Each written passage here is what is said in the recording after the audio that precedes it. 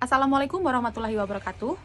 Hai semuanya, saya Esti Susanti dengan nomor induk mahasiswa 859780668. Saya berasal dari Palembang, UPBJJ Palembang. Pada hari ini saya akan melakukan kegiatan praktikum, yaitu adalah simbiosis. Tujuan dari kegiatan praktikum ini adalah untuk mengidentifikasi simbiosis yang ada di sekitar saya, yaitu ada simbiosis parasitisme, simbiosis mutualisme, dan simbiosis komensalisme. Adapun alat dan bahan yang saya gunakan untuk melakukan kegiatan ini ada alat-alat tulis, lembar pengamatan, dan juga lingkungan yang berada. Ini adalah contoh dari simbiosis komensalisme, yaitu antara tumbuhan paku dengan pohon kemiri. Kenapa saya katakan komensalisme? Karena tumbuhan paku ini mendapatkan keuntungan untuk tempat hidupnya dan akses untuk mendapatkan sinar matahari. Kemudian, pohon kemiri ini tidak dirugikan dengan adanya pohon paku dan juga tidak diuntungkan. Kemudian, contoh yang simbiosis komensalisme juga yaitu adalah antara tumbuhan anggrek dengan kayu raja.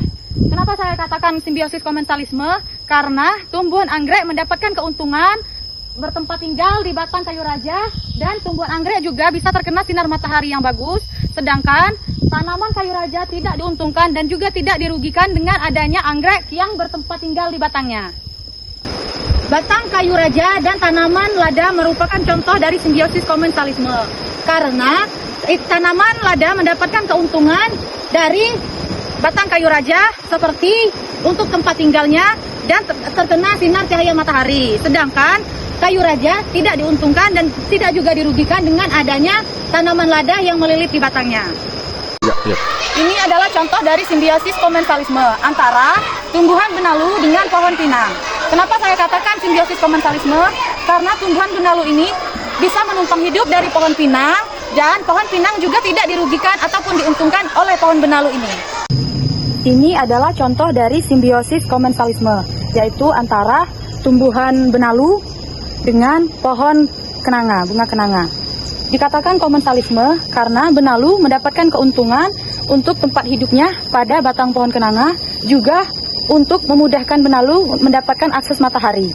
Kemudian, pohon kenanga ini juga tidak mendapatkan kerugian dengan adanya benalu yang menumpang hidup di batangnya.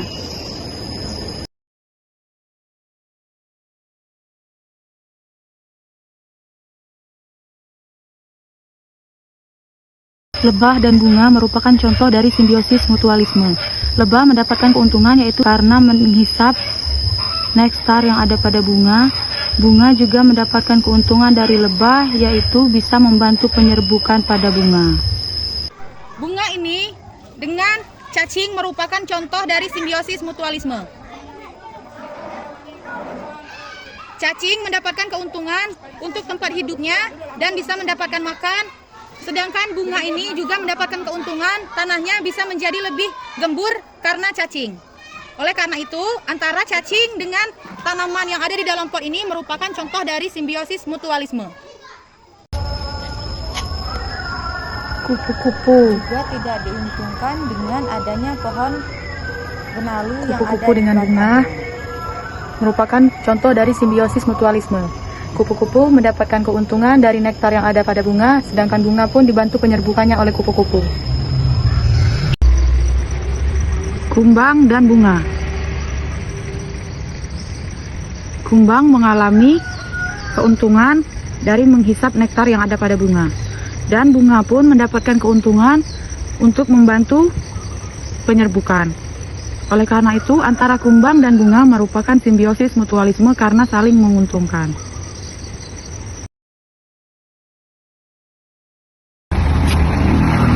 Ini adalah contoh simbiosis parasitisme, yaitu semut dan pohon jambu.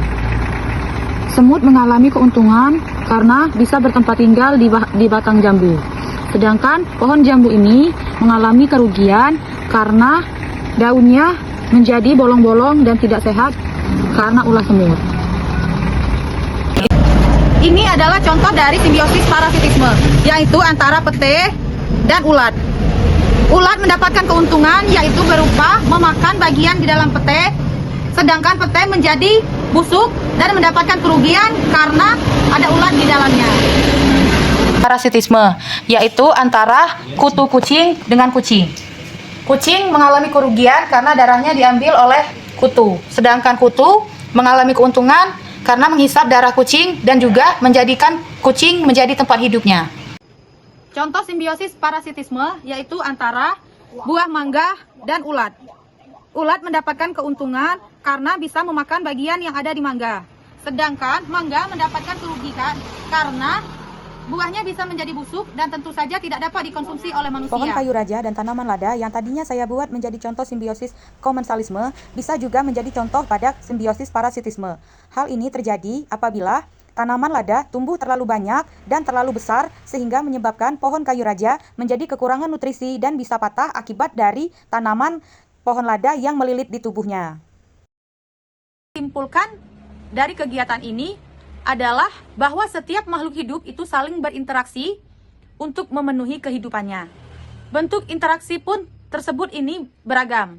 Bisa saling menguntungkan kedua belah pihak atau mutualisme, bisa menguntungkan salah satu pihak dan salah satunya dirugikan, yaitu adalah parasitisme, bisa menguntungkan salah satu pihak sedangkan yang lain tidak dirugikan atau diuntungkan atau komensalisme, yang tentunya hubungan ini penting sekali untuk menjaga keseimbangan yang ada pada ekosistem.